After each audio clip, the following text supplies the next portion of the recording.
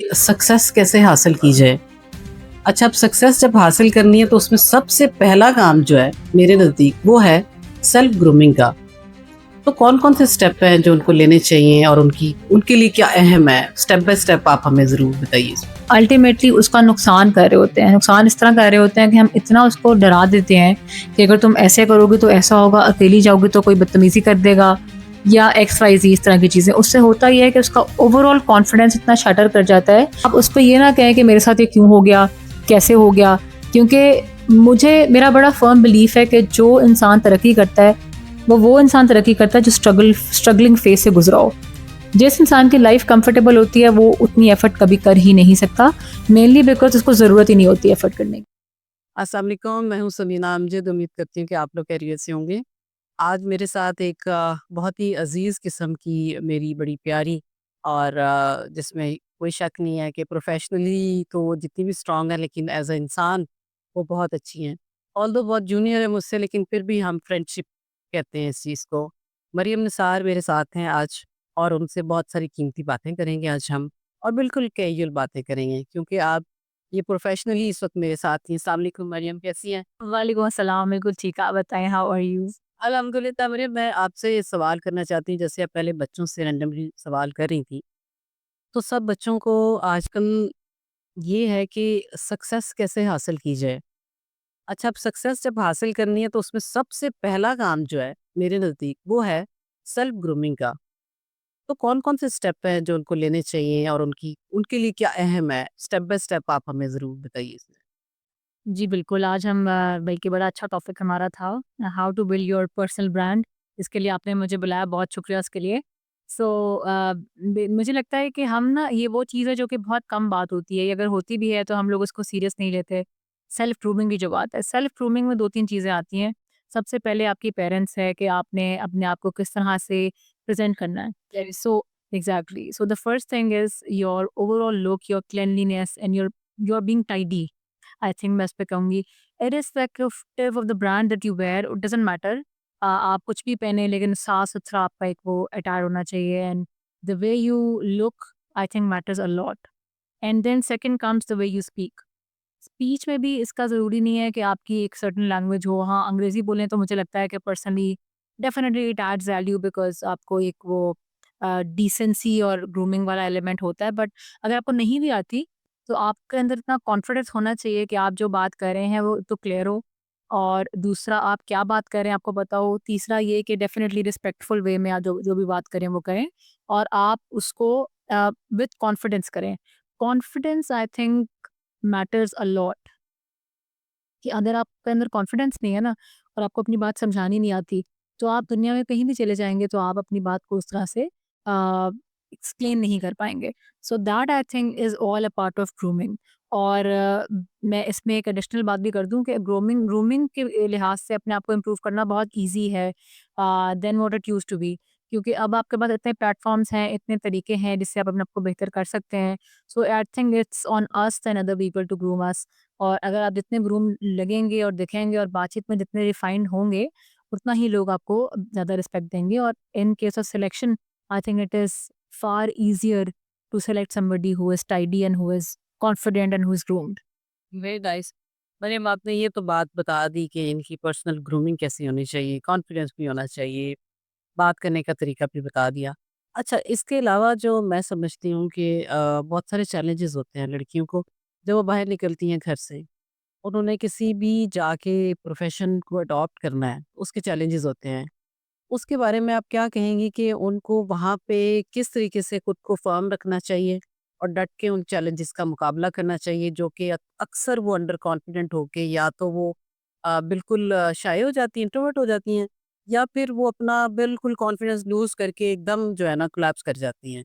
तो इसके बारे में अगर कोई थोड़ी-सी टिप्स दे दें तो वो बच्चियाँ जो कि कोई भी प्रोफ़ेशन करना चाहती हैं अडॉप्ट, तो उनके लिए थोड़ी-सी टिप्स आप चूँकि आपने एक सक्सेस जर्नी आपका माशाल्लाह हुआ है, तो बता दें। और दूसरा सवाल भी अभी कर देती हूँ कि फेलियर से डरती हैं बच्चियाँ, उसके बारे में भी ऐड कर दीजिएगा कि वो क्या सी। अच्छा, इसका जवाब मैं दूँगी हमारी सोसाइटी को सामने रखते हुए। उसमें देखें जो लो कॉन्फिडेंस है ना या नो कॉन्फिडेंस है, वो एक लड़की में ज़्यादा है as compare to a boy in our society. उसकी बेसिक रीज़न ये है कि वो घर से स्टार्ट होता है। घर से ये स्टार्ट होता है कि अगर आप एक लड़की को ये कहेंगे कि क्योंकि तुम एक लड़की हो, तो हम अपनी तरफ से तो बहुत शायद उसके अच्छे तरीके से उसको वो कर रहे होते हैं, हेल्प कर रहे होते हैं, या उसको कह रहे होते हैं कि वी केयर फॉर यू, यहाँ तुम्हें बचा रहे हैं मुआशरे से। लेकिन हम अल्टीमेटली उसका नुकसान कर रहे होते हैं। नुकसान इस तरह कर रहे होते हैं कि हम इतना उसको डरा देते हैं कि अगर तुम ऐसे करोगे तो ऐसा होगा, अकेली जाओगी तो कोई बदतमीज़ी कर देगा, या एक्स वाई ज़ेड इस तरह की चीज़ें। उससे होता ये है कि उसका ओवरऑल कॉन्फिडेंस इतना शैटर कर जाता है कि उसकी dependence on other relations and her dependence on everything and everyone, I would say, वो इतनी डेवलप हो जाती है कि वो खुद कुछ नहीं कर पाती। इवन अगर वो ड्राइविंग भी करेगी ना, तो हमने बहुत सुना हुआ है, मैं भी एग्जांपल भी दे रही थी सेशन में, कि अगर कोई सही ड्राइव नहीं कर रहा होता तो हम जनरली कहते हैं कि यकीनन कोई लड़की होगी, और कई दफ़ा लड़की होती भी है। सो वो लड़की इसलिए होती है बिकॉज़ उसमें ओवरऑल कॉन्फिडेंस होता ही नहीं है, उसको लगता है कि मैं जो भी करूँगी वो गलत ही होगा। सो उस लिहाज से ना फिर I think effort becomes a lot more as compare to a boy और अ मैन, जिसको बचपन से ही कॉन्फिडेंस मिलता है। तो एक तो ये बात है। दूसरा, उसको कैसे इम्प्रूव करना है, आई थिंक वो बहुत डिपेंड करता है आपकी पर्सनैलिटी पे as a whole. Learning is a continuous process, और जो इंसान इस दौर में लर्न नहीं कर सकता, वो फिर ज़ाहिर-ए ज़ाती खुद अपने साथ करता है, because there are so many platforms. अभी आप ही का प्लेटफ़ॉर्म है, अब मेरे ख़्याल से मैं दूसरी दफ़ा आई हूँ इस ट्रेनिंग में। तो इतनी इतनी स इतना सपोर्ट सिस्टम है जो पहले नहीं था। इस तरह आप और फिर अगेन एनरोलमेंट भी आपकी अक्सर जगहों पे फ्री है, ऑनलाइन है या वैसे है। इवन फॉर दैट मैटर ये वीडियो भी अगर कोई देख रहा है, तो आई थिंक कि लर्निंग तो फिर हमारी खुद की रिस्पॉन्सिबिलिटी भी है। कॉन्फिडेंस की जहाँ तक बात है, तो अ, आपको डेफ़िनेटली फ़र्म होना है, आपको डेफ़िनेटली पता होना चाहिए कि आपके क्या राइट्स हैं, या आपने काम किस तरह करना है। ऑन द अदर हैंड आपको खुद भी चीज़ों को सीरियस लेने की ज़रूरत है। आप सब चीज़ें दूसरों पे ब्लेम नहीं कर सकते कि मौके किसी को भी नहीं मिलते, मौके बंदों को भी उतने ही मिलते हैं जितने मिलते हैं। बट जो इंसान ज़्यादा स्ट्रगल कर लेता है, एफ़र्ट ज़्यादा कर लेता है, आई थिंक उसके लिए ग्रो करना, सक्सीड करना ज़्यादा बेहतर आसान हो जाता है। Definitely it requires efforts, it require hard work, everything should be there. आपका एक गोल होना चाहिए, एम्बिशन होना चाहिए। आपका मकसद सिर्फ़ चंद रुपए कमाना नहीं होना चाहिए, आपका मकसद कुछ ज़िंदगी में वाक़ई बड़ा हासिल करने का होना चाहिए। और जो इंसान ये सोच लेता है, ख़ास तौर पे कोई अगर ख़ातून ये सोचती है, तो डेफ़िनिटली आई बिलीव कि उसके लिए रास्ते बहुत ज़्यादा आसान हो जाते हैं। बाकी सपोर्ट सिस्टम बनाएँ अपना। मैंने वहाँ पे भी स्टूडेंट्स को कहा था कि एक मेंटर आपका ज़रूर एक आध होना चाहिए। वो मेंटर आपका वो होना चाहिए जो आपका बॉस ना हो, आपके पेरेंट्स ना हो, आपके सिबलिंग्स ना हो। वो इंसान ऐसा हो जिसको आपसे कोई ताल्लुक वास्ता नहीं है, जो आपको गाइड कर सके, एंड मोस्ट इम्पोर्टेंटली वो बंदा ज़िंदगी में खुद भी कुछ हो। ऐसे बंदे को मेंटर नहीं बना सकते जो खुद ब्लेम गेम पे बिलीव करता हो, या खुद नेगेटिव हो, या ज़िंदगी में उसने खुद हासिल कुछ ना किया हो और सिर्फ बातें करता हो। तो वो आपने सोच समझ के डिसीजन करना है कि आपको गाइडेंस चाहिए तो किसकी चाहिए, आपको अगर डायरेक्शन चाहिए तो वो किसकी चाहिए, और ऐसे लोगों को चूज़ करें जो वाक़ई प्रोग्रेस पे यकीन करते हों और सिर्फ बातें ना करते हों। जो आखिरी क्वेश्चन मैंने आपसे पूछा था कि ये बच्चियाँ जो हमारी हैं, फेलियर से बड़ा डरती हैं, बच्चे या बच्चियाँ। उनको लगता है कि बस वो घर से निकले और सक्सेसफुल हो जाएँ। कोई उनको सेटबैक ना मिले, कोई चैलेंज फेस ना करना पड़े, हलवा ही हलवा सब कुछ हो। तो ये जो फेलियर से लड़के या लड़कियाँ डरती हैं, स्पेशली लड़कियाँ, उनके लिए आप क्या कहेंगे? लाइफ जो है ना, बिल्कुल भी सक्सेसफुल ऐसा नहीं होता कि वो life as a continuous curve.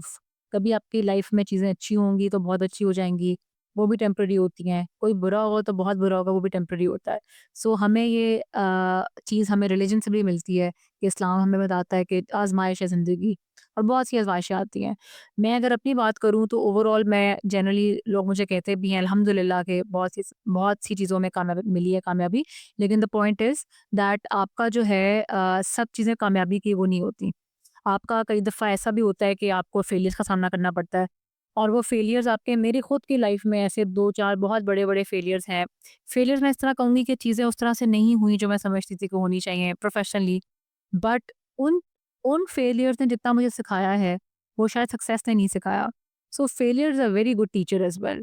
हाँ, लेकिन इम्पोर्टेंट ये है कि once you fail, you learn something out of it. आप उस पे ये ना कहें कि मेरे साथ ये क्यों हो गया? कैसे हो गया? क्योंकि मेरा बड़ा फ़र्म बिलीफ है कि जो इंसान तरक्की करता है, वो इंसान तरक्की करता है जो स्ट्रगलिंग फ़ेज़ से गुज़रा हो।